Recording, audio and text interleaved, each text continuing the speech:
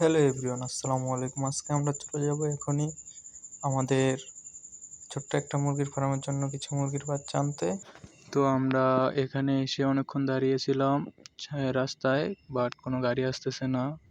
অবশেষে অনেকক্ষণ পরে একটা গাড়ি পাইছি, তো সেটা দিয়ে আমরা মুরগির বাচ্চা আনার উদ্দেশ্যে রওনা দিলাম। তো বাচ্চা দোকানে যাব, তো গাড়ির ভিতরে বসে আছি। তো রাস্তার যে অবস্থা, তা যারা ভোলা সদরের আছেন এবং ভোলার ভিতরে আছেন তারাই বুঝবেন যে বর্তমানে আমাদের ভোলাতে রাস্তার অবস্থা কি বেহাল।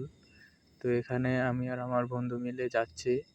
তো এখানে অনেকক্ষণ যাওয়ার পর আমাদের এদিকে একটা অনেক সুন্দর ব্রিজ আছে। তো সেটা হচ্ছে, ভোলার যারা আছেন তারা অবশ্যই চিনবেন, এটা বাউল মোল্লা ব্রিজ নামে পরিচিত।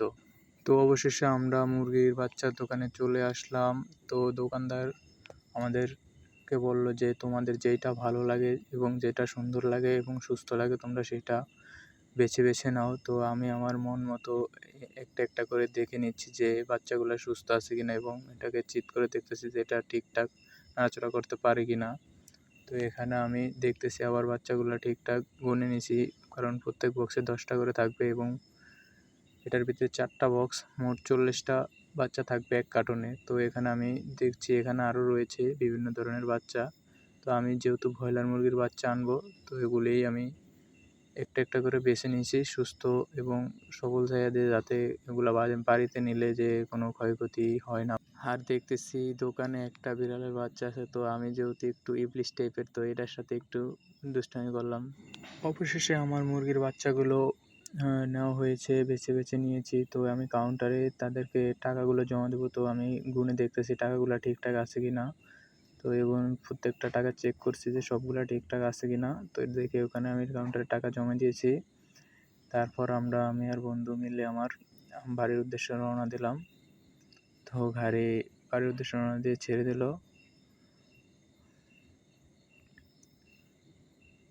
আর তার ভিতরে হঠাৎ করে একটা বাচ্চা গাড়ির নিচে পড়া ধরছে মাদ্রাসার। অনেক কষ্টই হয়েছে ড্রাইভার। তারপর এখানে দেখতেছি যে ডেঙ্গু নিষ্কাশনের জন্য কিছু এয়ার গ্যাস দিতেছে, কারণ এটা ভোলা পৌরসভা থেকে দিচ্ছে যাতে ডেঙ্গু ছড়ায় না। তারপরে আমরা বাসায় চলে আসছি। এসে বাসার ছাদে, যেহেতু আমি বাসাটা বানাইছি মুরগির, তো এখানে এসে আমার আগেই বোর্ডিং করা ছিল, বাট ওইখানে এসে আমি বাচ্চাগুলো দেখতেছি ঠিকঠাক আছে কিনা। এসে বোর্ডিংয়ের ভিতরে ছাড়তেছি। এবার নতুন যারা বাচ্চা উঠাবেন তারা পেপার বিছিয়ে নেবেন, কিছুদিন পেপারে রাখা লাগে বাচ্চা বোর্ডিংয়ের ভিতরে। এবং তারপরে বাচ্চাগুলো নিতেছি বেছে বেছে। তারপর আমার ছোটো ভাইও আমাকে কিছু হেল্প করতেছে যে এগুলা